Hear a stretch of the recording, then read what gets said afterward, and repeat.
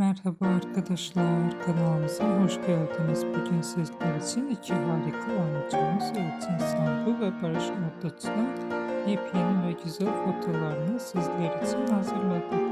Elçin Sangu ve Barış Arduç çifti Kira Aşk dizisinde rol almış ve herkes tarafından çok beğenilmişti. Herkes onları birbirine yakıştırdıkları için biz de sizler için onların en güzel ve en özel anlarını hazırladık. Bu videoların devamı gelmesini istiyorsanız kanalımıza abone olup yorum yazmayı unutmayın. Herkese teşekkür ederiz.